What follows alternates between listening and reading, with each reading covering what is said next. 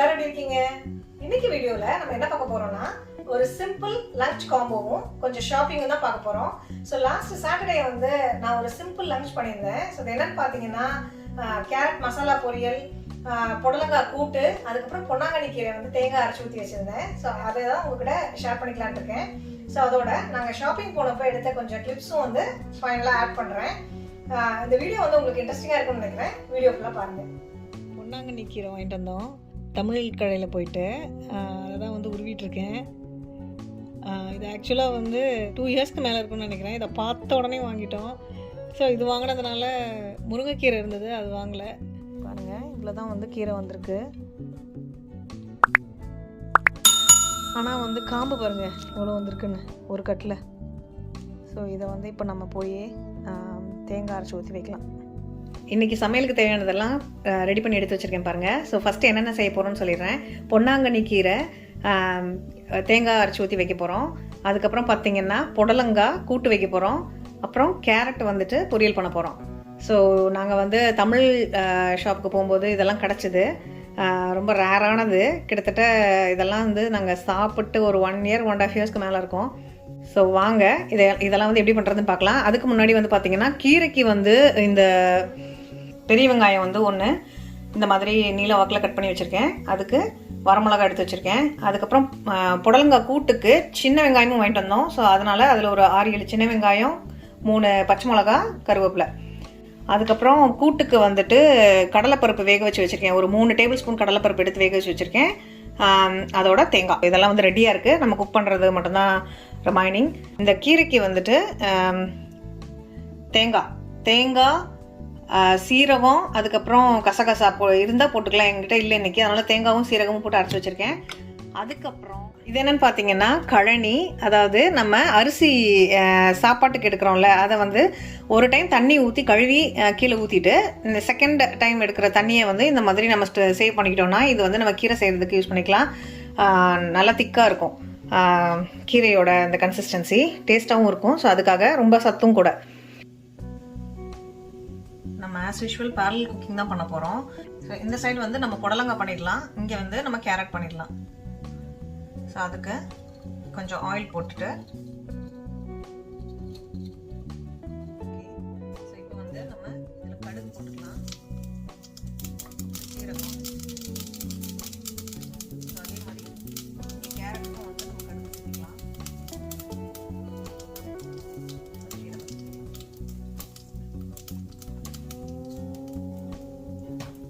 இதெல்லாம் நம்ம கட் பண்ணி வச்சுருந்தேன் பச்சை மிளகா,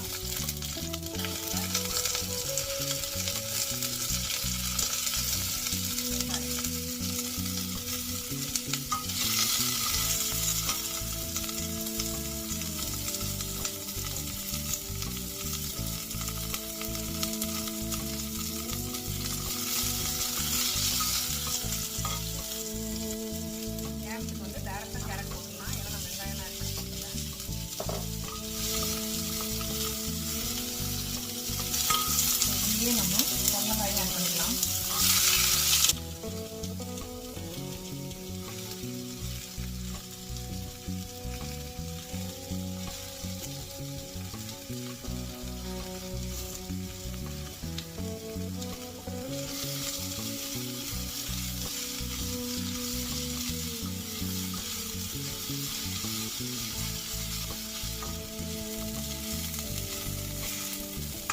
புடலங்காய் வந்து நம்ம நல்லா வதக்கி விட்டோம்.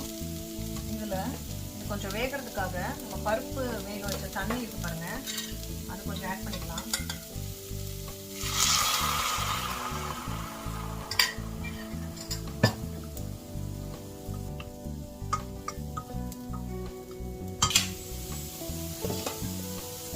க்ளோஸ் பண்ணி வேக வச்சிடலாம். ஸோ இங்கே கேரட் நல்லா வதங்கட்டும். ஸோ அதுக்கப்புறம் நம்ம கொஞ்சம் மஞ்சத்தூள், உங்கள் காரத்துக்கு தகுந்த மாதிரி மிளகாத்தூள் போட்டுக்கோங்க. நான் இன்றைக்கி நல்லா ஸ்பைஸியாகவே வைக்கிறேன். அதுக்கப்புறம் கொஞ்சம் ஜீரகத்தூள், அப்புறம் கரம் மசாலா.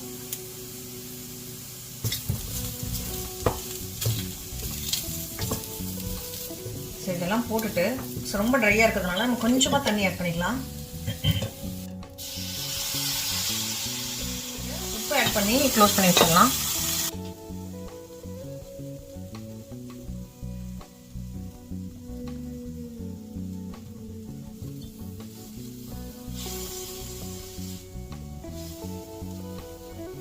அவ்வளோதான். இது வெந்துச்சுன்னா கேரட் பொரியல் முடிஞ்சது. ஜஸ்ட் 5 மினிட்ஸில் இது ரெடி ஆகிடும்.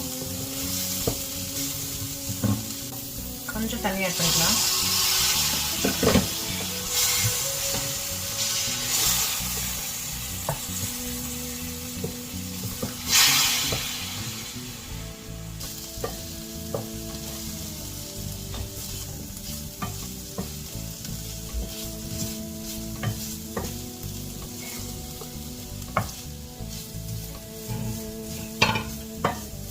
கீழே இருக்கிறது மேலே இருக்கிறது கீழே வர மாதிரி கட்டி விட்டுட்டு இப்போ புடலங்காவும் கேரட்டும் வெந்துட்டு இருக்க டைமில் நம்ம கீரை தாளிச்சிடலாம் இந்த ஸ்டவ்வில். ஸோ அதுக்கு நான் குக்கரில் பண்ண போகிறேன் இன்னைக்கு. ஸோ அதில் நம்ம ஆயில் விட்டுட்டு ஜீரகமும் உளுத்தம்பருப்பும் போட்டுக்கலாம்.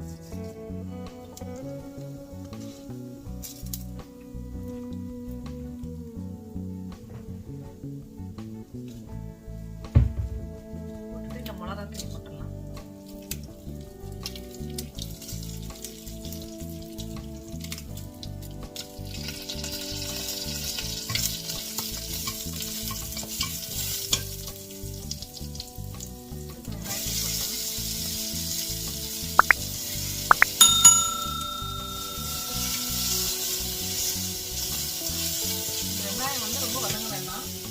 வெங்காயம் போட்ட உடனே நம்ம கீரையும் போட்டுக்கலாம்.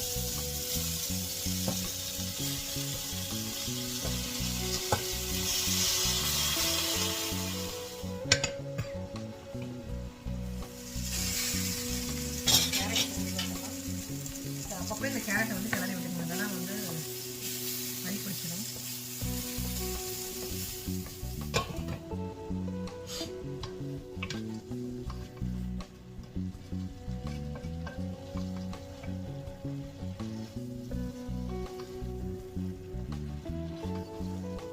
கீரையில் நம்ம உப்பு ஆட் பண்ணிக்கலாம்.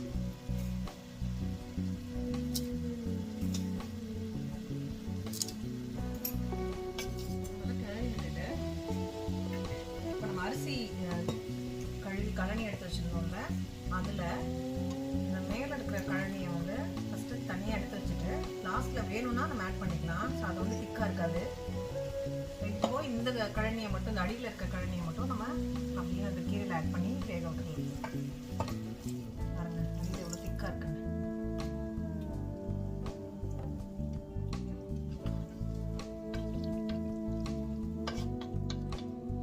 இப்போ நம்ம புடலங்காய் எப்படி இருக்குன்னு பார்த்துடலாம்.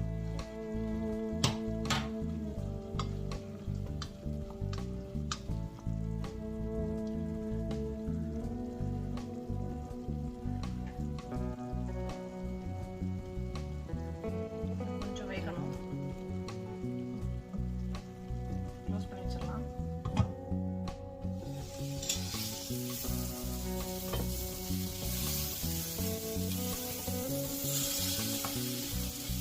கேரட் வந்து நல்லா வந்துடுச்சு. உப்பு வந்து கொஞ்சம் பத்தலை. ஃபைனலாக உப்பு செக் பண்ணிவிட்டு ஆஃப் பண்ணிடலாம். கேரட் பண்ணியாச்சு. ஸோ இப்போ பார்த்தீங்கன்னா கீரையை வந்து இந்த ஸ்டவ்க்கு நம்ம சேஞ்ச் பண்ணிட்டோம், கேரட் பண்ணதுனால. ஸோ இதில் நம்ம கழனி ஆட் பண்ணியிருக்கோம். அதோட நம்ம அரைச்சி வச்சிருந்த தேங்காய் ஜீரக பேஸ்ட்டையும் ஆட் பண்ணிக்கலாம். ஆட் பண்ணி ஒரு 2 சவுண்ட் வச்சு எடுத்துடலாம். ஸோ இப்போ அவ்வளோதான். நம்ம வந்து க்ளோஸ் பண்ணி வச்சிடலாங்க.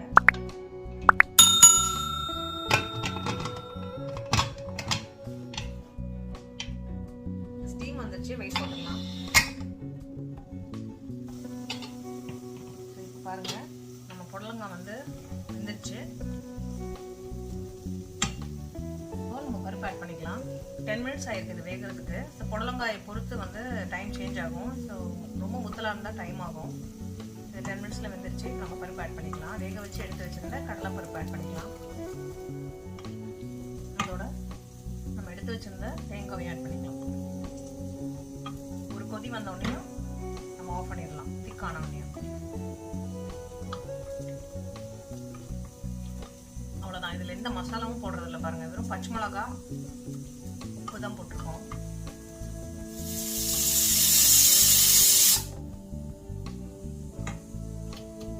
ஸோ லாஸ்ட்டில் வந்து ஒரு ஸ்பூன் நெய் போட்டு இறக்க வேண்டியதான்.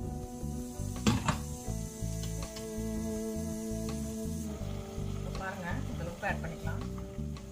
கீரை வந்து வெந்த சவுண்ட் வந்துடுச்சு. ஸோ இப்போ நம்ம கீரையை ஓப்பன் பண்ணி பார்க்கலாம்.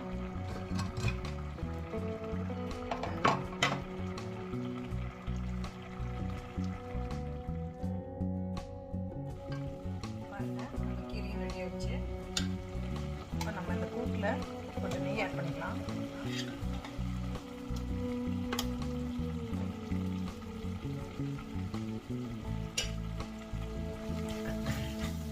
பாருங்கள், திக்காயிடுச்சு கூட்டு.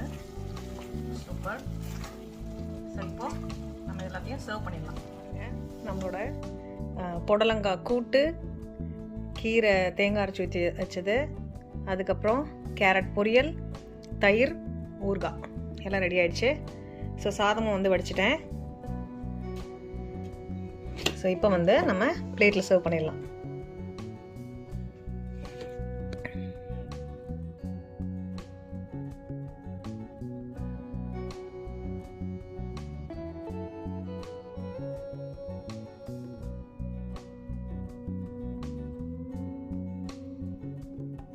இப்போது இந்த சூப்பரான லஞ்சை சாப்பிட்டுட்டு நாங்கள் ஷாப்பிங் போகிறதுக்கு கிளம்பிட்டோம்.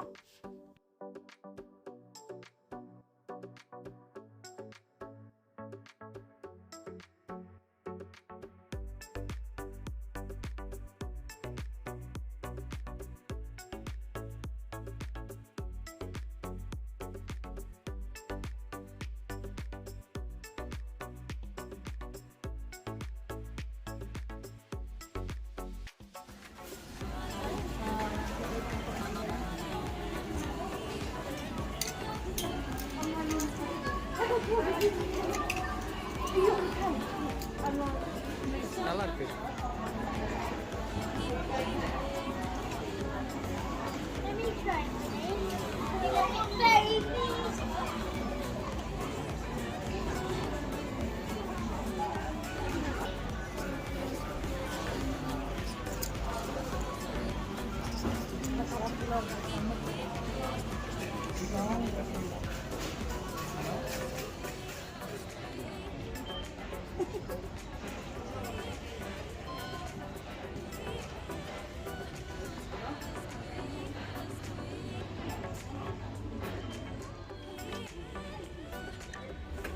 Apple tree.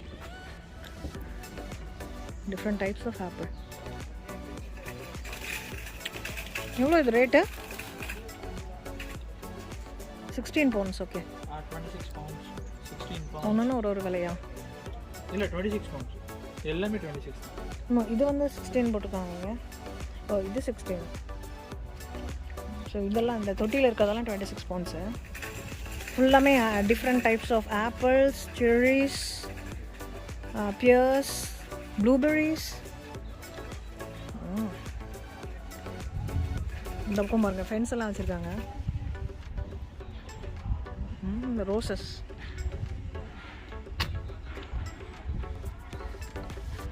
Yellow colour rose இருக்கா? எல்லோ அந்த பக்கம் தான் இருக்கும்.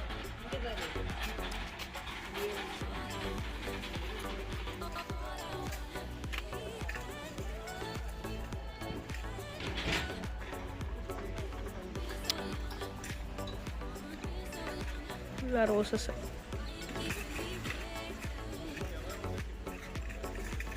ஃப்ரெஷ் கட்டி 2 for 18 போட்டுருக்காங்க. 10 pounds ஒரு பாட்டு. பெருசாக இருக்க மாதிரி இருக்கு அந்த ரோஸ். இல்லை இப்படிதான் இருக்குமா? வா, அங்கே பாரு பிரிஷி குட்டி, சூப்பராக இருக்குல்ல?